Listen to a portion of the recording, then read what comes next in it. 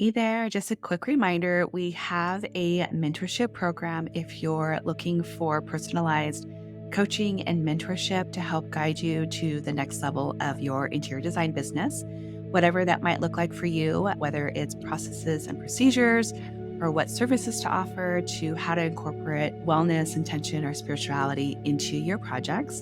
Come join us over at designcoven.com/join.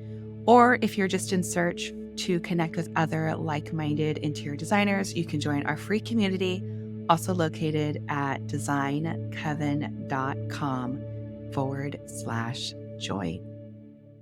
You're listening to the Holistic Interior Design Business Podcast. This is a podcast that guides you as a new or inspiring independent interior designer navigating your entrepreneurial path. Here, with my over 20 years experience, I will share my holistic approach to design with intention and ancient practices, including feng shui, all incorporating mind, body, and spirit into my design projects. You will also learn from seasoned interior designers as they give strategies and insight of how they built their businesses and continue to work in the field.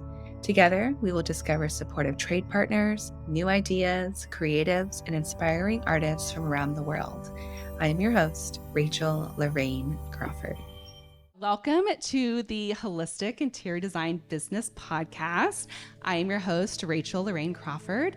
I have my own business called Tiger Vale. We are a holistic interior design firm specializing in residential and hospitality design. I also have a beautiful mentorship program called the Design Coven, and I've got some Coven members here. This is a membership for aspiring and new interior designers where we get to support each other, share business practices, introduce them to all of my connections, because when I first got out of school, nobody shared information. It was very secretive. Very competitive, and I'm all about collaboration over competition. So I've got some beautiful members here in the audience. We just hit 90 members today globally. I'm super stoked. So what we're going to do today is we're going to start. I always light a candle, pull a card, ask what home is. I've got a list of a bunch of questions for these beautiful panelists. We're talking about being published. Because I know many of you might have that as your goal coming into 2024. I've been published several times, but there's just for me, like one of my values for myself is relationships, and I'm all about relationships, and that's what gets you published. It's what gets you seen.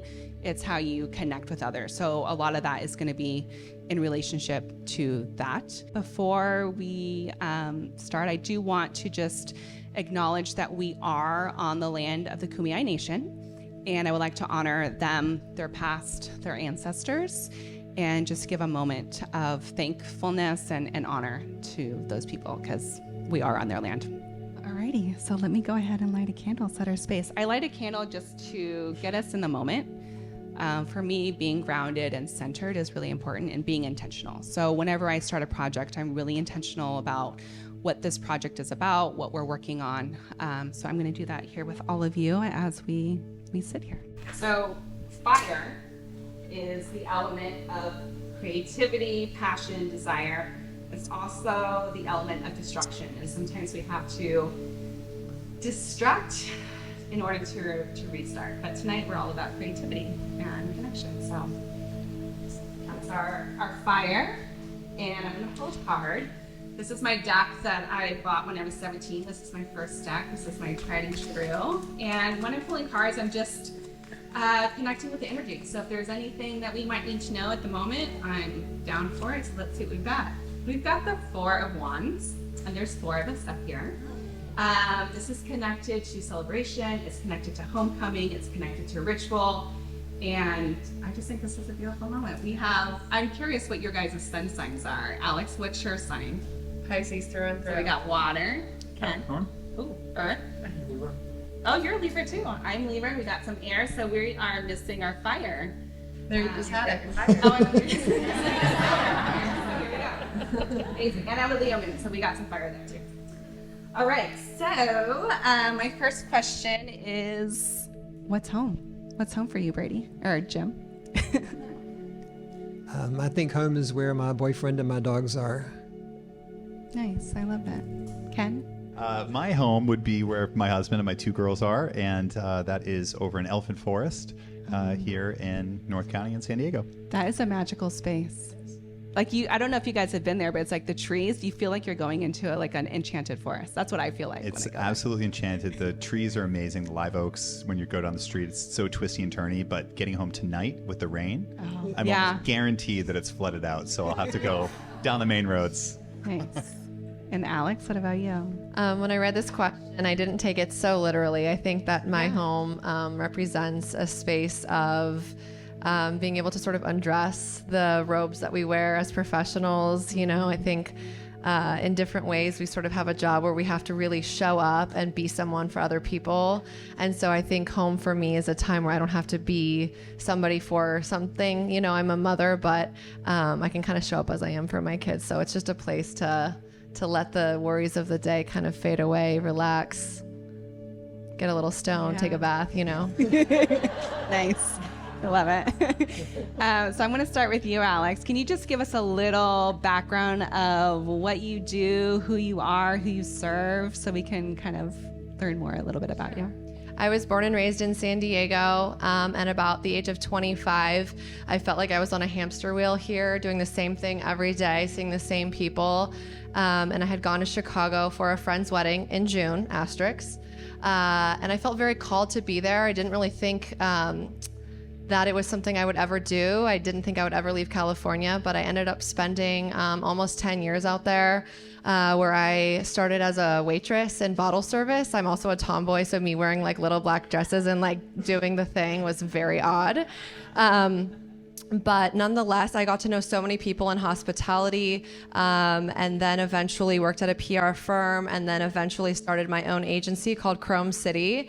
And within that agency, we started with a lot of nightclubs, then restaurateurs, and then came knocking the designers who designed those restaurants, wondering why they weren't included in the press hits that I was getting. And so then began my work with a ton of different designers in Chicago.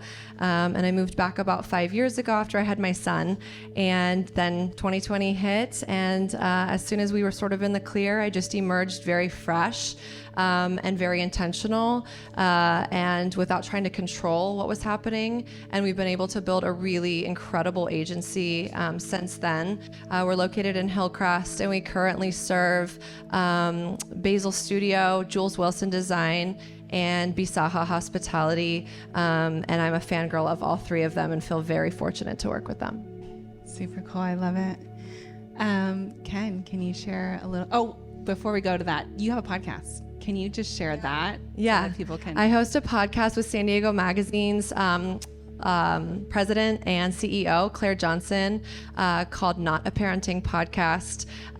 We have 2 seasons already, where we talk to incredible San Diegans doing amazing things who also happen to be parents.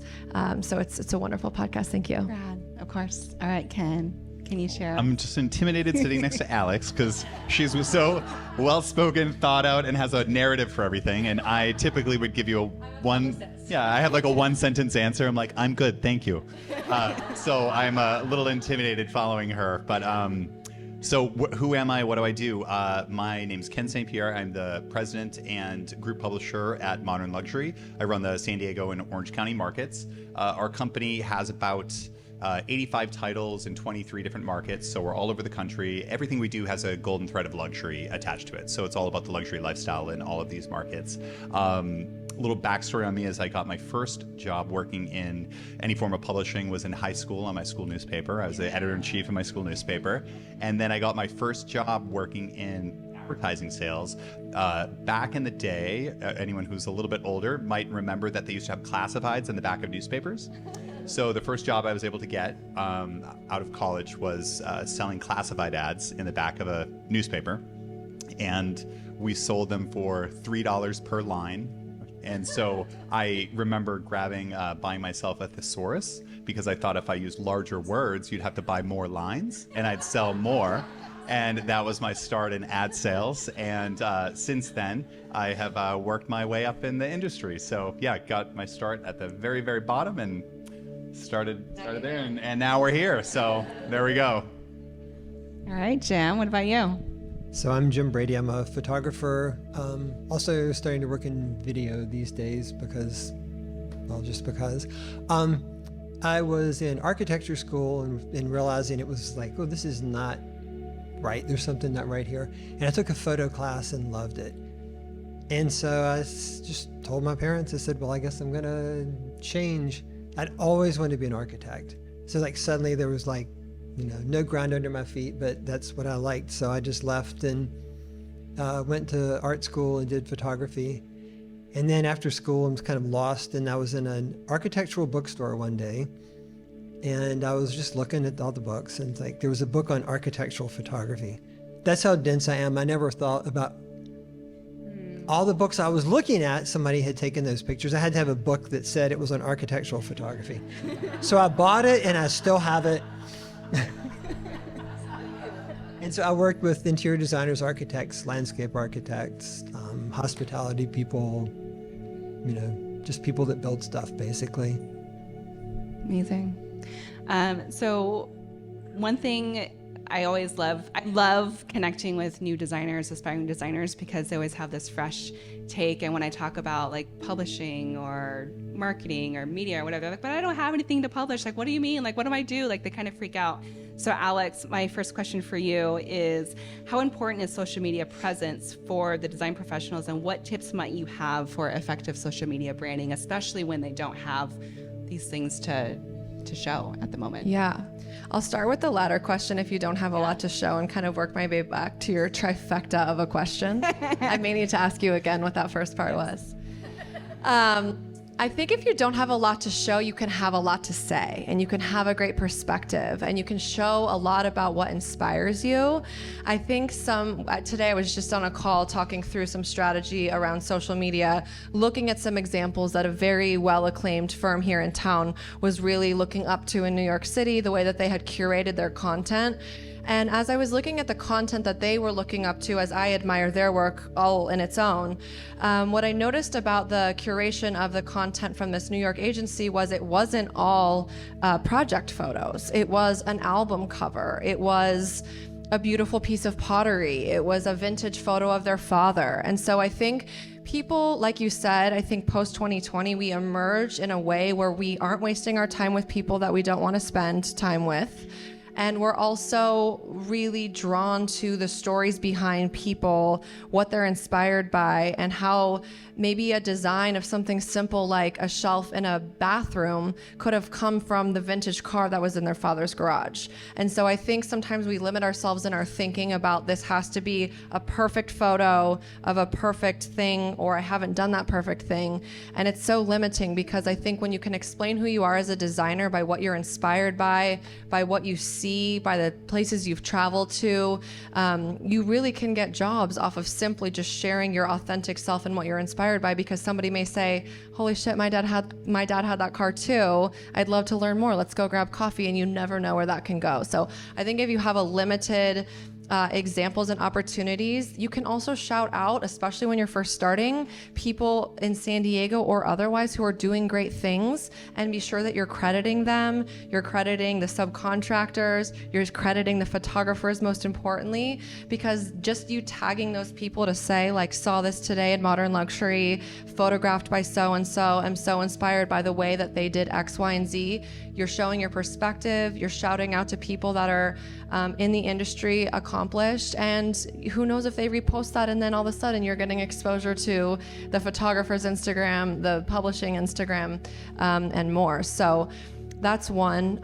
Social media, obviously, as we all know, this is nothing new, is the greatest tool that we have, right? So you can get published in Vogue. Not that many people are going to see it unless, drumroll please, you post it on Instagram. So I think that the power of social media is so important, because not only can you showcase the presets that you get in the media and the incredible photos that you have, but you have full control over your story, your narrative, your inspiration, and most of all, the ethos of who you are and what you stand for. And sometimes that's really hard to do on your own, and that's why you hire somebody like me. Yeah, Yeah, I love it. You killed it.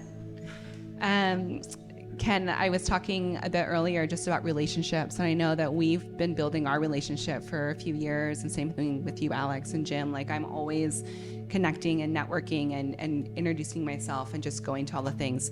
What advice can you give to these designers to build these relationships with people like you?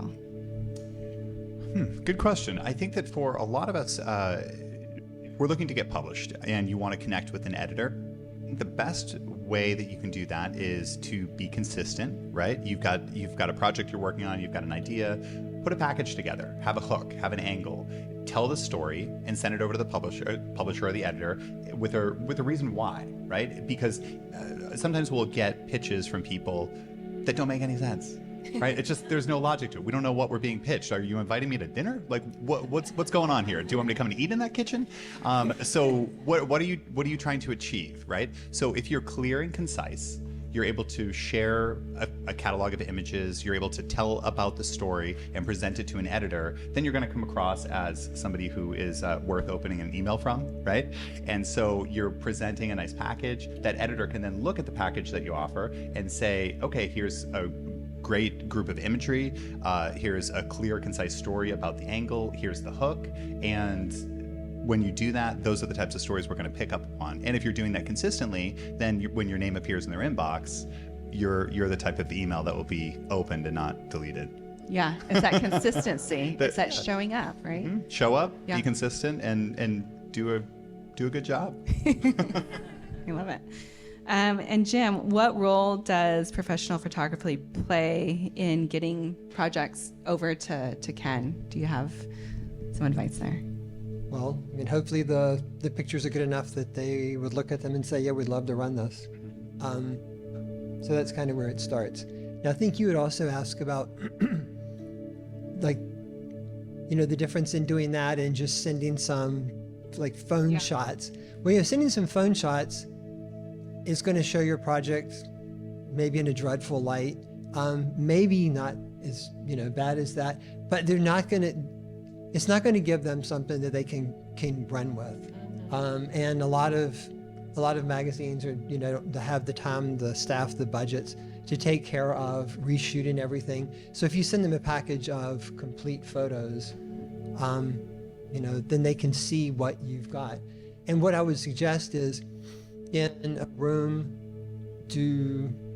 don't just do a shot of each room. Maybe do a bigger shot, do a vignette, do a detail.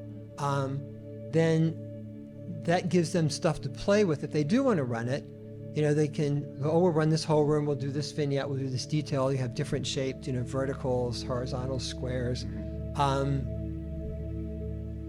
And then it gives you ultimately, eventually, a lot of pictures to play with on social media, add to your website. So I would kind of suggest that. Yeah, I think, to add on to that is the investment. Obviously, when you're starting out, it feels really overwhelming to spend on a great photographer because the greats cost, it's well worth it, right? But if you don't have that, I think what a great point is that those photos can go so far because you can pitch them out to a number of outlets, local, national, industry, organizations. Like, it goes so far beyond just like the 4 that you hope to be in one day, right? Like, really diving deep into Instagrams, YouTube, like podcasts, like media spans so great, and they're going to use those photos because when they're showing a YouTube and you're talking and you're talking about an example of your work, they're going to want to show a slideshow of your work. Your website can use all of them. All of your social media design can use them, not just to post singularly, but also in stories as you unfold on, in reels. There's so many different ways you can use that one investment. That I completely agree with you. There's just such a plethora of ways, but most importantly, getting published. Magazines now are facing such a hard time. And so when they used to be able to send someone when they were interested, it's just not always that way anymore. So if you can provide them with, like you said, the different shapes, the different sizes. I mean, we'll even put things into indoor, outdoor, bedroom 1, bedroom 2, and each one has 6 of the top shots. You're organizing it for them to make it easy to make selections. And actually, if you do if you do a few shots in each room, if somebody's just doing a thing on a bathroom or a bedroom or a whatever, then you have those few shots together, and that can go into like just a little feature.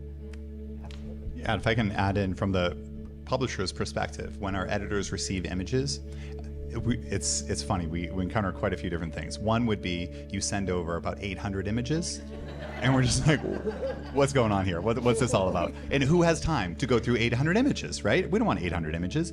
We also don't want 2, right? Yeah. So don't send us 2, don't send us 800. Look at like 40, right? Maybe 40, 50 images that are great, because you want that editor to be able to go through, and the shot that you think is amazing, the editor might just scan right by that one and find a shot that you didn't even think of, and that's the shot that they're going to use. So give them the ability to look through photos. Don't kill them with too many that they can't find what you want them to find. But my strongest encouragement to everybody is invest in photography. Hire a photographer, do it professionally. So many people think they can do it themselves on a cell phone, and sometimes we'll get images that'll come across, and then when we look at them, yeah, it's a beautiful shot, but it's low resolution. We can't publish it. It just simply won't print.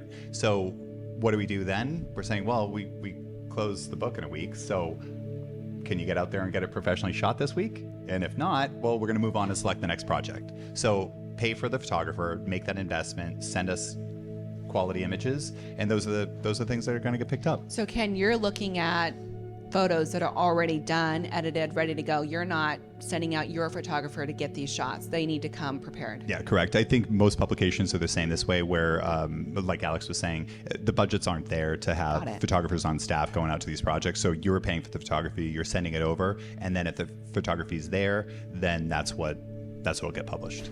Cool. Jumping off of that. You can also come together. I feel like this is an obvious thing, but sometimes, just sharing something that everybody knows and reiterating is like, you can come together with the multiple people that are benefiting from the project to pay together, So if the tile company is going to get great exposure from the photos, and the flooring company and the curtain company and the artist whose piece is being featured as a mainstay, and everyone can use it on their social, and you can all pitch in for that larger cost, then everybody wins. You just use them in different ways. So there are a lot of ways to sort of like manage that cost. No, that's huge. I love that you mentioned that. I was doing a lot of things like in the wedding industry a while back, where I was like making jewelry and headpieces, and we would do these photo shoots where we bring everyone in and we take on the thing. So I think that totally applies to design. So getting really creative with your vendors, and making the relationships with the vendors too, like your favorite people, like reconnecting with them, establishing relationships with them so that they are totally going to be on board to come together with you on something like that. Talking about effective strategies, Ken, can you talk to us a little bit about the role of storytelling? I think you touched on it a little bit, but how can designers enhance their storytelling skills? It's very important. What is the point of this project that you're sending over to us? Why are we looking at it? Is it a pretty house, right? Is it a pretty room? Sure, but aren't there tons of pretty rooms? So why should we look at your room? What's the angle? Why will the reader want to learn about this? And so a lot of times you need to sort of step outside of yourself and look at it from someone else's perspective. You've put a lot of blood, sweat, and tears into the project, which is fantastic, but does anybody else care? How do we make them care? So is there an angle? Is there a hook, right? Is there something historical in the home that you've been able to maintain and make it into a contemporary home that's honoring somebody who used to live there, 100 years ago or whatnot? What is the angle? What's the hook? When the reader's picking up the magazine and they're flipping through the pages, are they seeing just another bathroom? Well, we all know what a kitchen looks like, right? So why is your kitchen special? So I think the narrative, the storytelling is incredibly important. We want people to understand why they should care about this house. So is it the architect? Is it the designer? Is it, something really unique about the fabrics or the decor or, something like that? I remember I was at a house and they were giving this tour. They had made, I think it was a dining room table or some piece of furniture that came from a sacred tree in Hawaii that you typically wouldn't be able to purchase. However, it was due to lightning that the tree fell, and they were able to purchase this tree and then make it into this piece of furniture. So that story, that piece of furniture had a very interesting story, and there's your hook, there's your angle. So what is your story, and make sure that's part of the pitch, and then make sure that's very clear for the editor, right? Make sure that they're easily able to understand what your hook is. Bold it, underline it. Here's what's really unique about this property. Do some bullet points, right? Things like that. So it really shouts out. You got to remember, these editors are busy. They've got a lot on their plates. They're typically working on multiple publications, multiple things at the same time. And so if something comes out over and it's very complicated, right? Or it's your selling point is buried on page 3, we're not going to get to it, right? So make sure it's very bold. People know what you're at, and definitely tell that story. Amazing. And I imagine that this is really helpful for you, Jim, when you're doing the photography. Do you want to know the story? What are we looking at, and how does that translate into your photography? Yeah, I definitely want to know the story. It just affects how you're going to approach the whole thing, the photos you're going to do, the things that you're going to emphasize in the photos. And I think there's other kinds of storytelling too.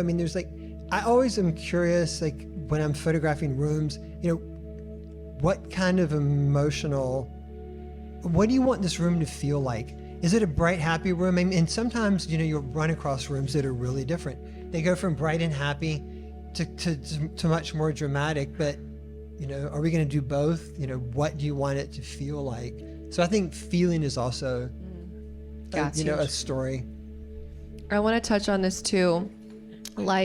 If you build something really beautiful and you are almost so in it that you don't know what the fuck to say about it, can I just say, from a non-emotional, non-deep place, ChatGPT Yes, is a great place to go in and say, you can paste, here are every detail, and it can be exhaustive, that you've written down everything you've used, every piece of fabric, material, here are the designers, here are the architects, here are this, that, because you're exhausted and life is hard and the world is falling apart and you're like, I don't know what the fuck is special about this, I don't know. You can paste all of that into ChatGPT and say, please give me 5 points for modern luxury. No offense, I hope you don't know that I'm ChatGPT. But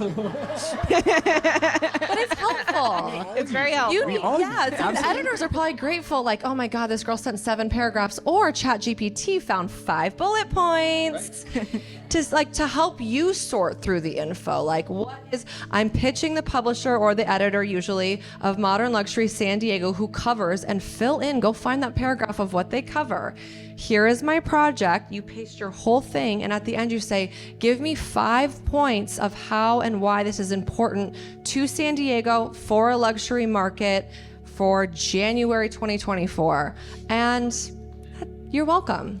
Yeah. And if you need to learn more, I do have a ChatGPT workshop. It's for free in the Design Coven. We did a whole workshop. The recording is there, ready for you to take it on, because for me, AI, I'm all about it. I want to make my work easier, more pleasurable. I want to stick to what I know, and I'm not afraid of it. So I welcome all of that stuff. So I'm so glad you mentioned that. I use ChatGPT quite a bit when I'm writing, because I write all the time, just emails, and I'm creating decks and presentations and proposals. And it's always going to come across in my voice because I've done it so many times. So my ability to be original and thoughtful about something I've done 1,000 times, it's just not happening, right? There's no new way I'm going to tell the same thing over and over again. I put it into ChatGPT and I'm just like, it's my words, freshen it up a little bit. It just changes the sentence structure. And then all of a sudden I'm like, that just sounded a little bit smarter, didn't I? Right? Yeah, and you can start to train it, and it will know your voice, and it will get to understand how you communicate and operates. It's fantastic. It's gonna make us dumb, but whatever. We're gonna get the job done. That's what we need. So I want to move into your expertise and advice just from all of your years' experience. Alex, in all of your years, what have you seen to be the most common mistakes that a designer might make when trying to get noticed in social media or any of those aspects? There's 2 things that I think of. One is what Ken said, and I tell this to the girls that work with me all the time. Can this pitch come from 14 other girls around the country? that's the first question I ask. Like, if you're like, this modern kitchen with modern appliances, I really am always like, ask yourself if this could be an exact pitch from 14 other people, then scrap it or change it. It's not worth it. So I think that's a huge mistake people make, because I know how much time is spent writing those prompts. And you just have to ask yourself, like you said, I mean, you made this point already, like, what is special about it? And if not, let's find a reason, a way to make it special. And if not, then you can consult a PR person who is an expert in that field, or who has great connections to make it interesting or pivot. You know, like, I had a big designer bring me on where I knew there was a lot of other people that wanted that job, and I'm so grateful, but he and I just clicked. And we were very focused on this one story that was gonna happen, and it didn't. And he was very graceful in saying, like, all right, let's pivot. What about this project? Or what about a story about my house? Or what about... And so, like, having that ease of that relationship, but also the ability to be like, I know that I just poured my whole life into this project, but we're actually going to talk about like cool knobs for bathrooms, and I'm going to just become an expert in that and pitch that, you know? Yeah. I think it's like truly like a big mistake is like not being flexible to be quoted in different publications on like random shit that actually doesn't have to do with your project. So like the other day, Martha Stewart Living was like looking for something about like bathroom mirrors, like so random. And I sent it to a client and they were kind of like, ugh, I don't know. And I was like, if you just give me like 4 random mirrors that you love, you can be in Martha Stewart Living. Another great just thing to put on your website. So don't ever feel like, even if it's not like your project and your thing, that you can't give a comment as an expert. Love it. Thank you. I appreciate that. Jim, are there specific trends or styles in architectural photography that's happening right now that maybe these designers should know about? The 2 things that I've noticed, and I asked a designer today, we were shooting, I said, have you noticed this? And he said, no, I haven't. I have noticed vertical pictures. Do you think it's because of social media? No, because I think so. Well, I'm not the social media expert. I'm like, I think of Square. I think of Square with social media. No, but what I see in magazines is a picture, a page, vertical. And the first time I ever saw it was a project of mine that got published. It was in Interiors magazine. It was really funny. It was like this house we had shot exhaustively, and it was like vertical, vertical, vertical, vertical, vertical, vertical, vertical, vertical, and then the last page was not vertical. It was not even an interior, but it was just an extraordinary picture. So it's like, oh, they broke the rule. So verticals is what I see, and everything was white and bright, and there's still some white and bright, but there's some stuff that's not white, and there's stuff that's not bright at all. Drama seems to be resurgent. No dusk shots still. That seems to be not a thing these days. When I started, that was a huge thing. I swore I was going to die doing film dusk shots. Film dusk shots were just, it was all, I mean, the pressure was unbelievable. But it's still no dusk shots all day, but things can definitely be darker. And people are using stuff that's darker, and photography is some of that looks a little bit darker. Do you have any last minute advice, Ken, for any designers here about getting published, or anything that they can do at the moment to get seen, or just things that they should be doing maybe before getting published? Like, we talked about consistency. Anything else that they can kind of take home with them? So this isn't just specific for design, but I work with a wide variety of industries, every single industry that wants to work with modern luxury. So whether that's restaurants or hotels, real estate, wealth managers, lawyers, doctors, med spas, everybody. And I consult with them a lot on all of their advertising campaigns. And really the question comes is, how do I get noticed? And for all of you in this room, if you're all designers, guess what? Everyone else in this room is a designer as well. So how is it that you make yourself special and different than the person sitting next to you?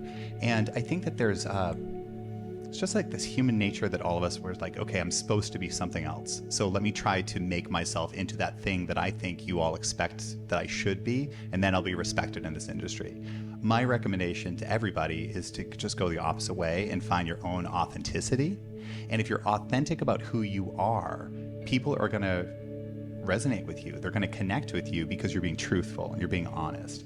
We do a lot of personality-based profiles in our magazine, and this is the advice I give to a lot of folks. And I say to them, if you're the coach of your kid's soccer team, talk about it, because in this room, there are other parents who are coaches of their kids' softball teams and basketball teams and baseball teams.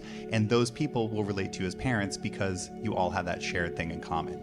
If you have a parent or a family friend who is suffering from a specific type of cancer, and say you do the breast cancer walk every year, well, if you put that in your profile and you talk about that, other people who've had cancer in their lives, which is everybody in this room, they're going to resonate with you as a human because they connect with that level of suffering, and you've all experienced that together. So you don't have to try to be like everybody else to be what that perfect designer is supposed to be, because that perfect designer doesn't exist. The way you're going to be successful, the way you're going to be able to connect with your clients, connect with other people in the industry, get known to be published and become, the important person that you should be, is by being yourself.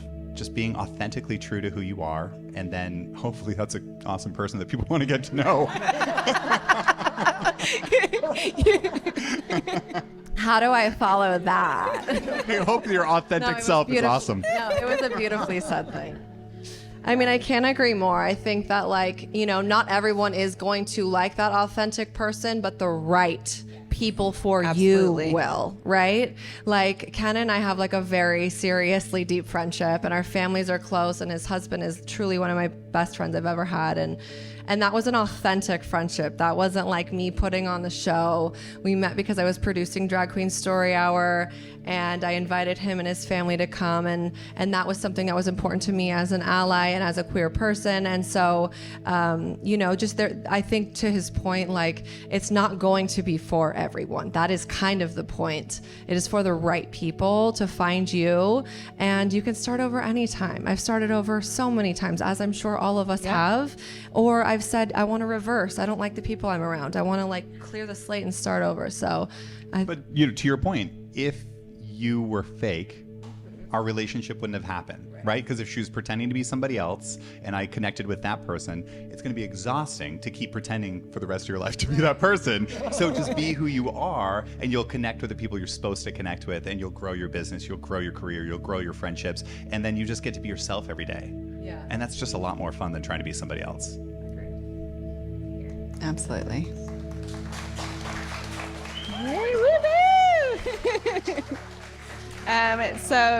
You guys are fabulous. I would love to point the mic into our audience. Do you guys have questions for? Yes. So a lot of us have social media accounts that show our work in our personal portfolios for us students. How can we optimize those accounts for networking or for the industry? I can take that one. I think that really lining up as many events as possible. I mean, the reason that the three of us know each other so well is because it's atrocious how many events we go to. But I think that capturing the essence of each of those events, or setting up times to talk to different people. And I mean, even setting up informational interviews, which I feel is kind of an old school thing that our generation did that maybe this newer generation doesn't, but asking if you can interview them for a podcast or for a video, and posting that.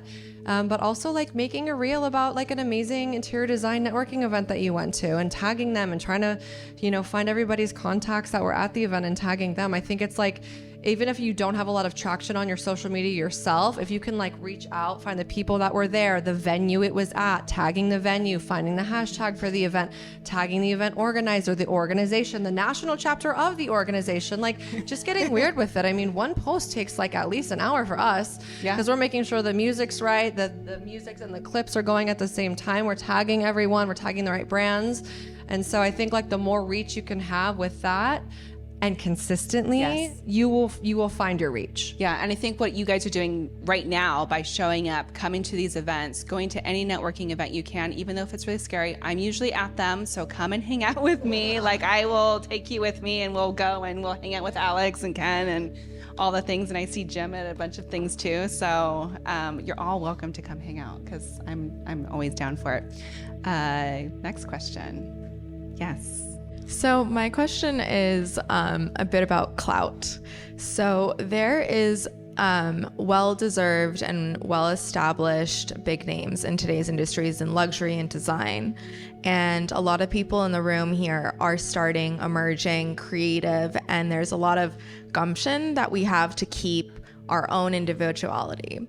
So for being a publication, or for choosing which PR project you're going to, or taking a photography project for a specific architecture firm, how often do you choose the emerging, that individual attempt to, maybe with less resources, create your own place as a designer, versus maybe a bit more of a financially appealing and a established name that you could partner with and use to build your own company? What's that balance? Is it 50-50?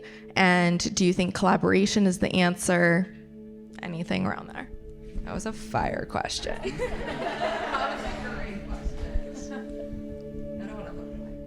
I can talk a little bit, and then I'll hand it to Alex. So I think some of the stuff, all right, clout, right? Clout is very important. We love celebrity. Who doesn't love celebrity? That's why celebrities are celebrities. So if you're a celebrity designer, congratulations. Like, you did a great job, you got there, but this room isn't full of celebrity designers, right? So I wouldn't worry about being a celebrity designer today. Why don't you try to be the best you could possibly be in your specific little niche, right? Find out how you can achieve the best you can possibly do with what you're doing, and you'll be noticed for it, right? So I remember early in my career, before I got into advertising and whatnot, I was working as a realtor right before the 2008 collapse. It was a good time to get into real estate. And I remember my first thought was, oh, I should be in Rancho Santa Fe selling $50 million homes.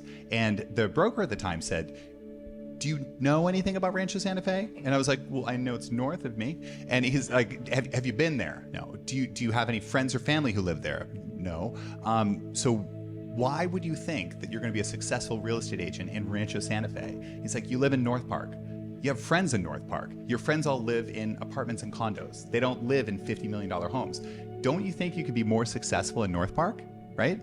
And then you could grow in North Park, and then eventually, maybe, get to North County, right? When you're ready for it. So don't worry about trying to compete with the top designers with the most clout in the industry. Just be the best you can possibly be right now in this moment in time, and then your career will grow, your career will blossom, and your career will go in whatever direction it's supposed to go in. And then eventually, 20 years from now, you're going to be sitting here as the person up here with the clout that everyone's saying, how did you get here? How did you build your career? How did you get to where you are today? And you're saying, well, I started with what I knew, and I did it really, really, really well, so that nobody could ever doubt that I'm unbelievably awesome at what I do.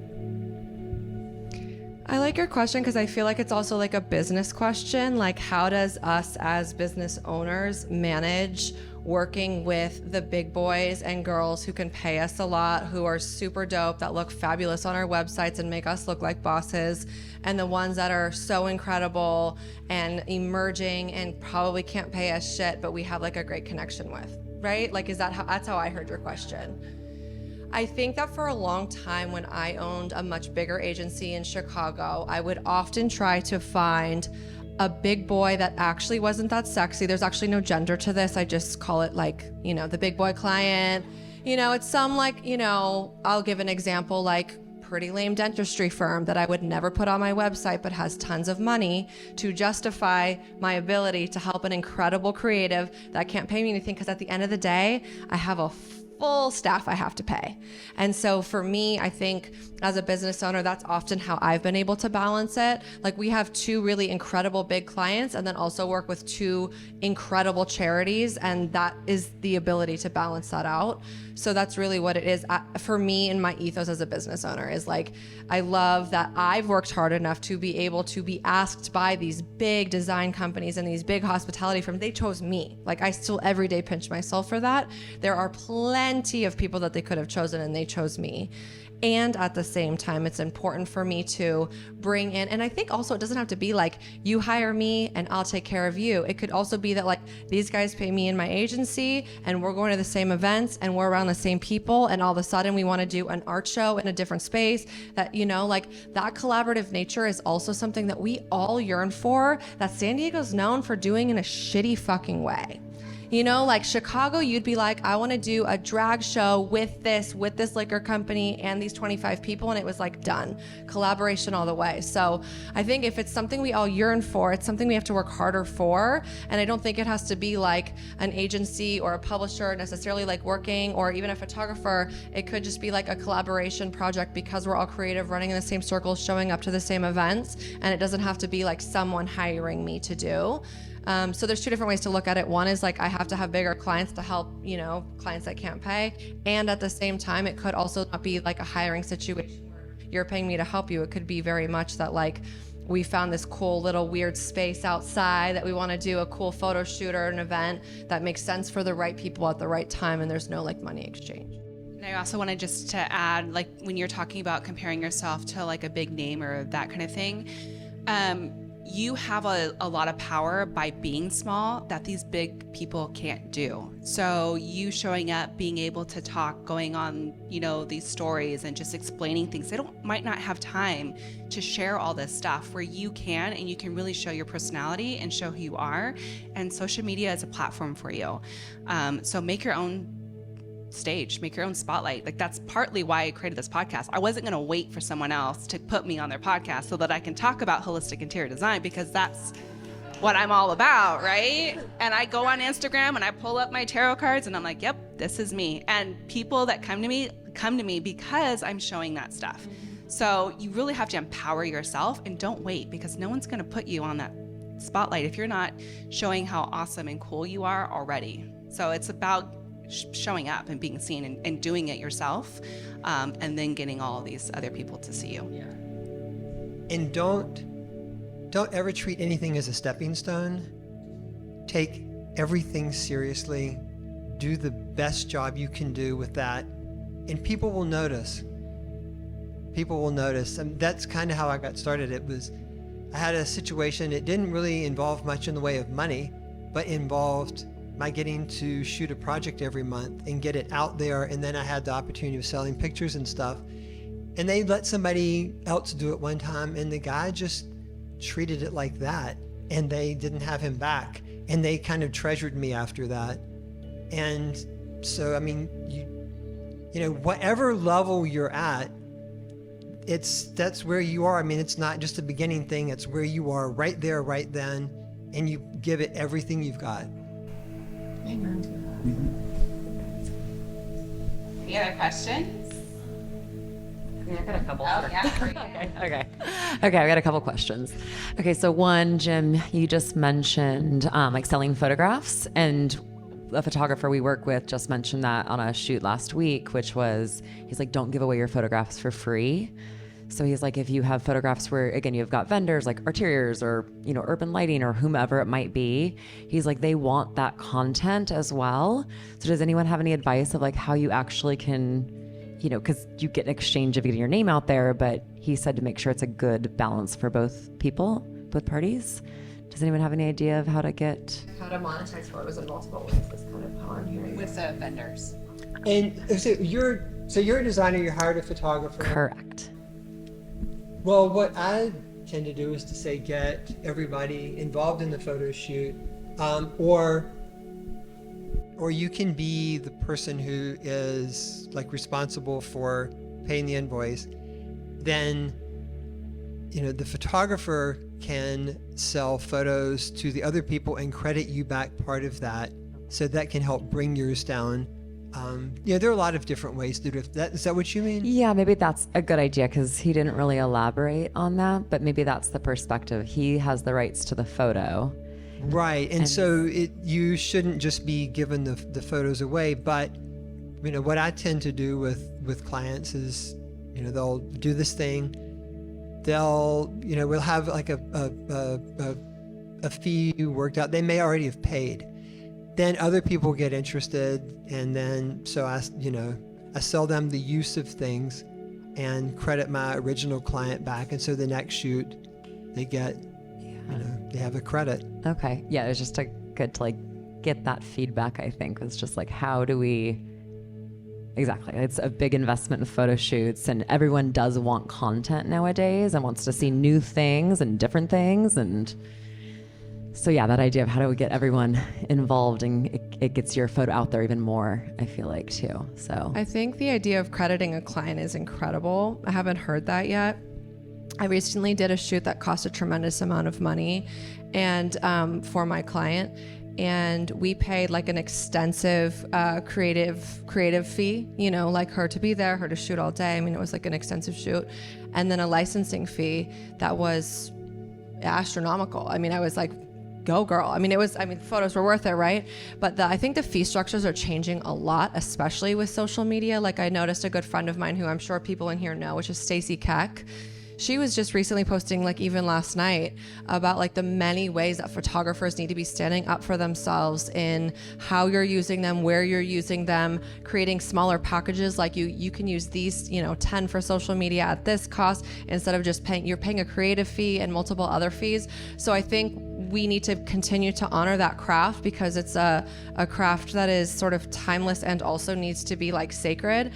And at the same time, find creative ways from the agency, designer, other side to come together and take care of that person, right? It's such a two-way street that we can't find the cheaper photographer or, scoff at the fee. It's well, let's find a way. So the fact that you would credit them back if other people purchase them for their own use is a stunning way to do that. I like that.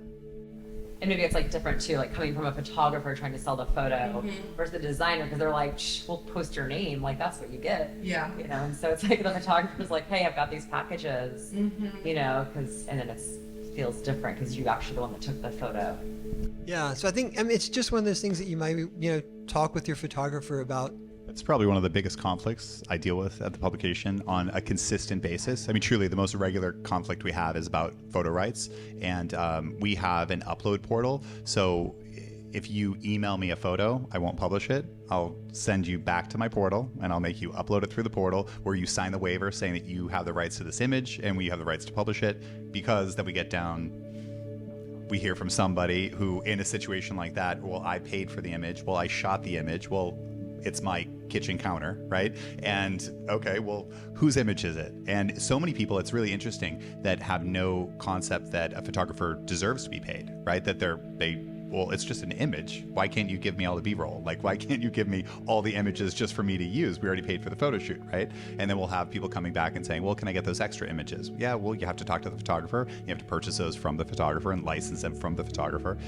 It's an ongoing thing where I think a lot of people need education about the fact that photographers deserve to get paid. Everybody wants pictures until they have to write a check. Quote of the night. I found it. Old vintage designer here.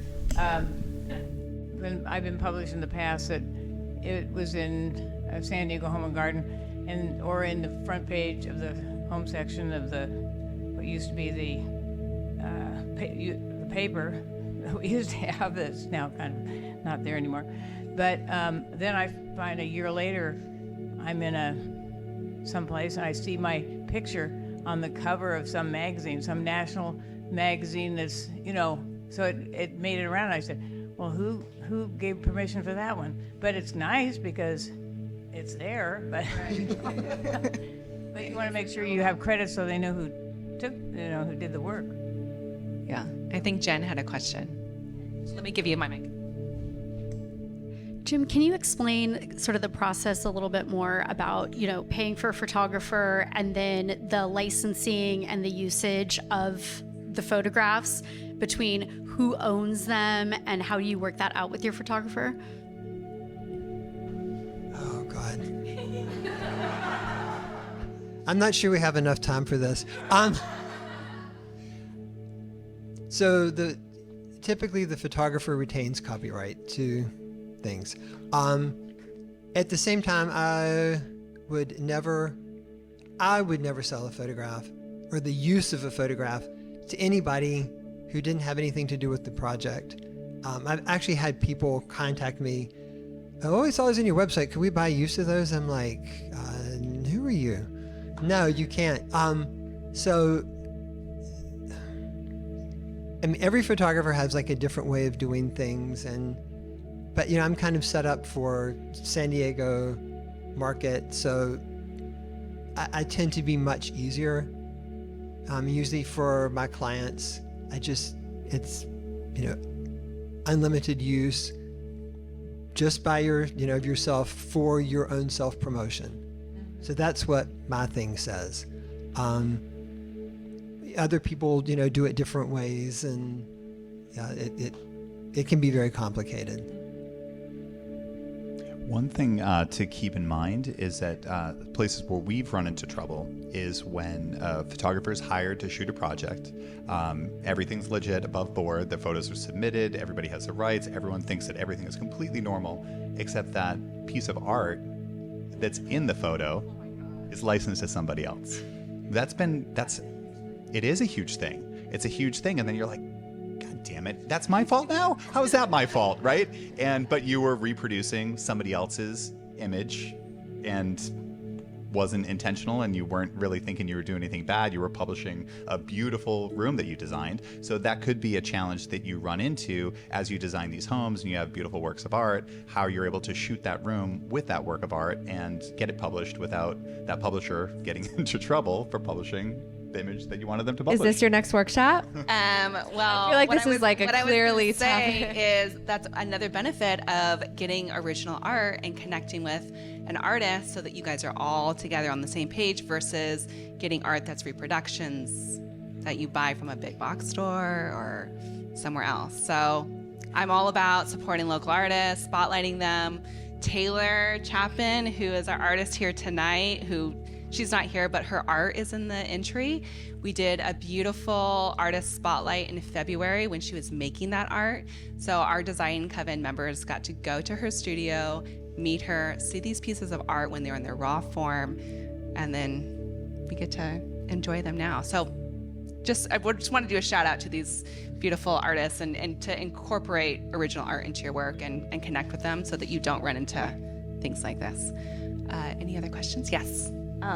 Okay, let me gather my thoughts.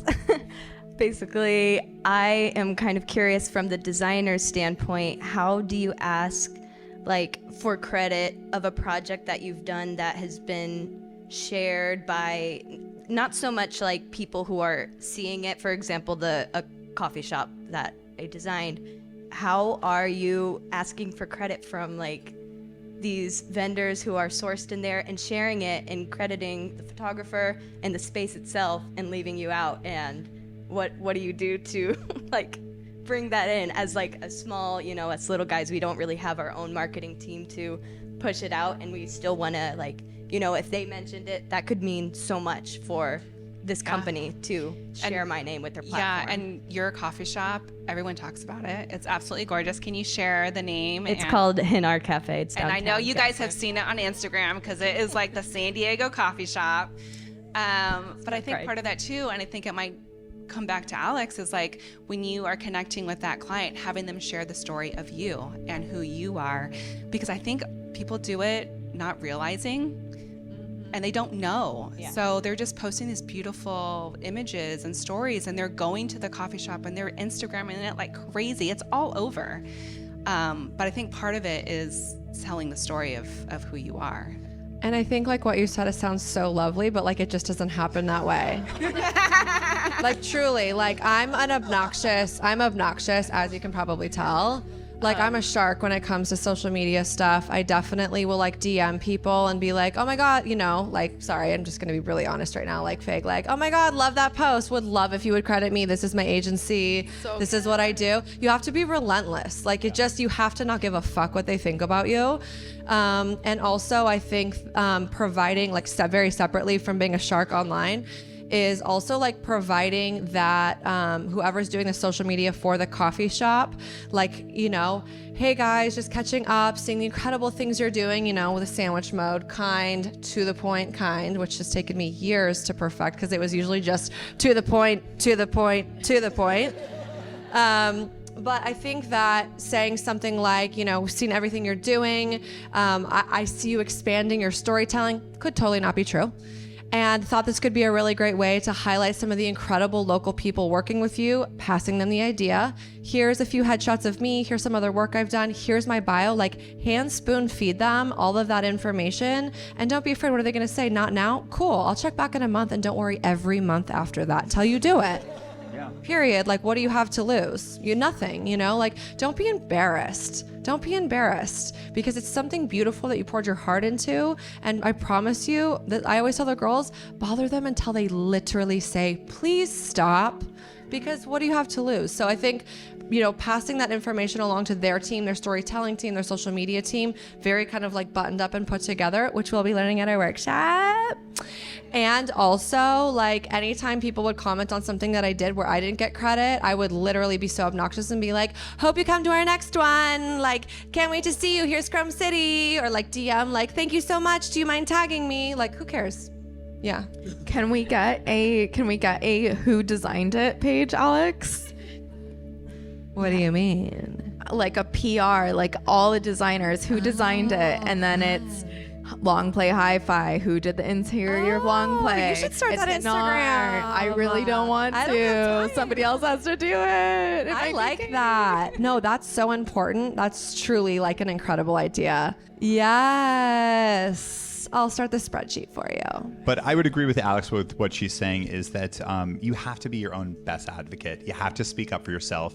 And I accidentally forget people all the time. And then I feel really bad about it that oh, damn it, I can't believe I forgot this person. Some people reach out and tell me. Sometimes it's somebody else's friend will tell me that I forgot to add them.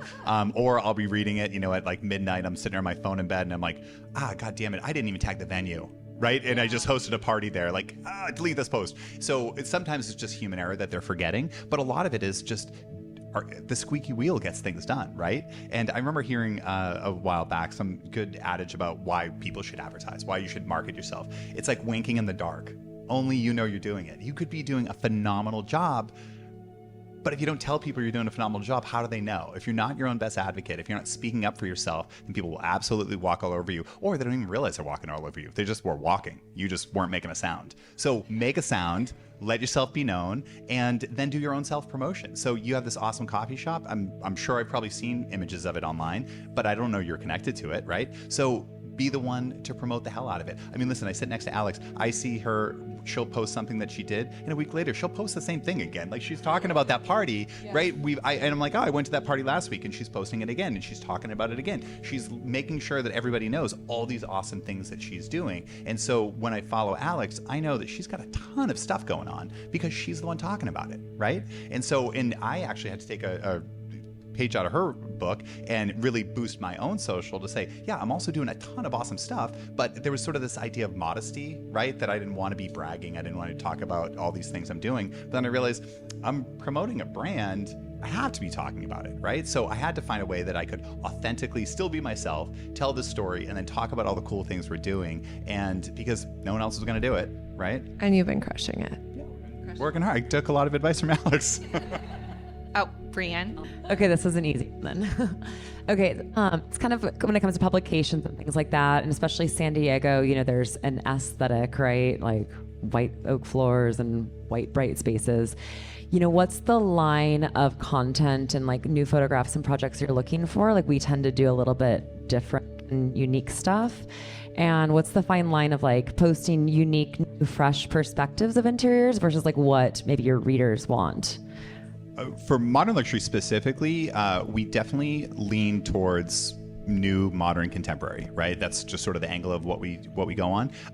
But we definitely want original. We want unique. We want special. So if you have something interesting, absolutely send it over. And those things do get noticed, right? Because we want something that's that doesn't look just like a track home, right? So if you've got something that has color, you've got something that has a vibe, send it over. We want to take a look at it.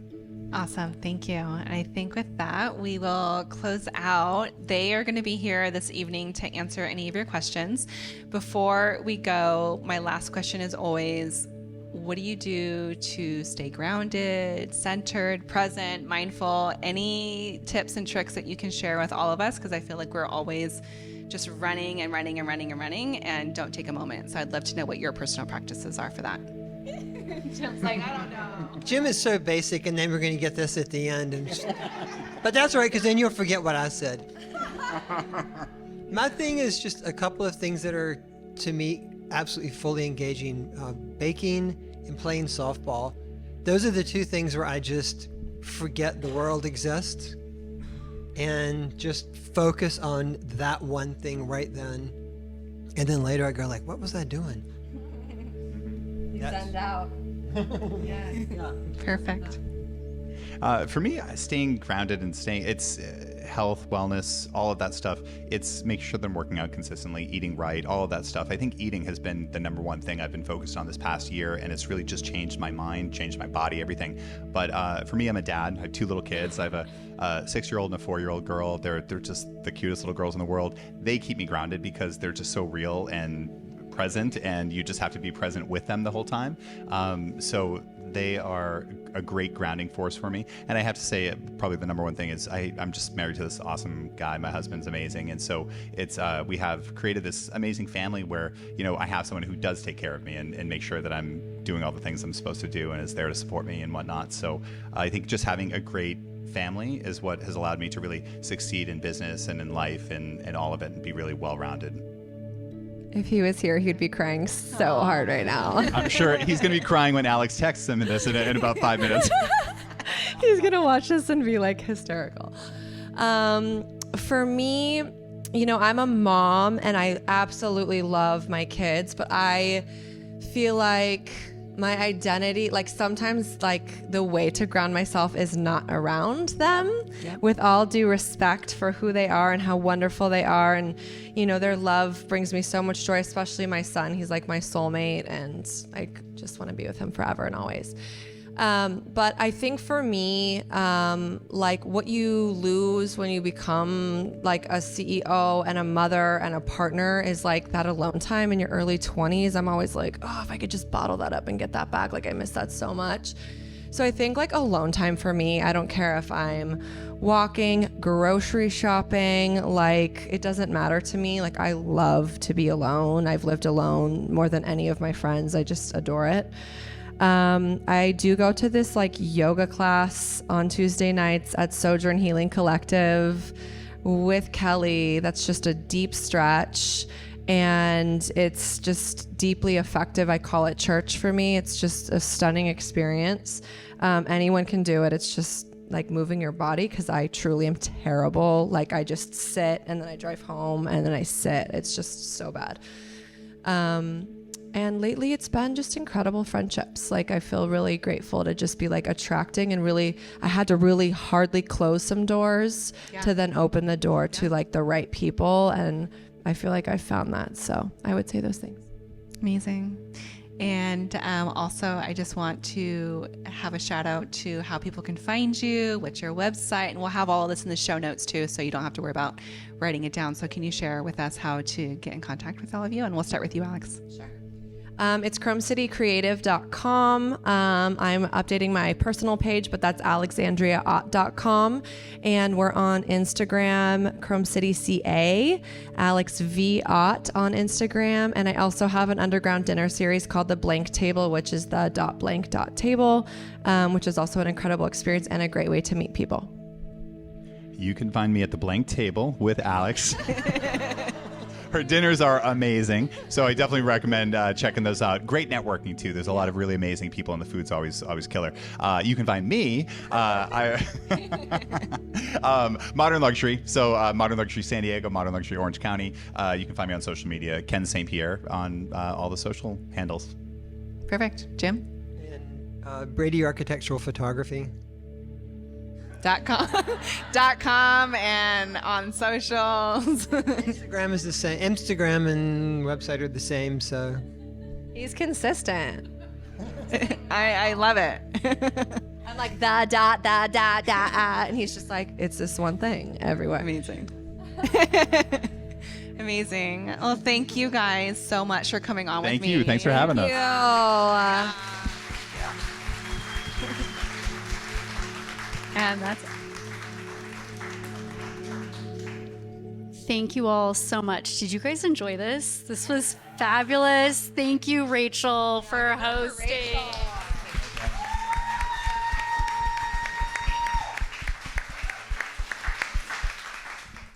You've been listening to the Holistic Interior Design Business Podcast. If it's one that you have been enjoying, please share with anyone else that you think can benefit from this knowledge, and leave us a 5-star review. That helps us get seen and found by other new and aspiring interior designers. And if you're looking for mentorship, I invite you to join our club here at the Design Coven. It's a bridge between school and real life interior design. We get in much deeper there. We have virtual and in-person events, so everyone is welcome. You don't need to have a design degree to be part of it, just an interest in holistic interior design. I also want to thank our editor, Marcy Ferry, and lastly, Kinseth Thibodeau, who is our music composer. Until next time, be well, and we will see each other soon.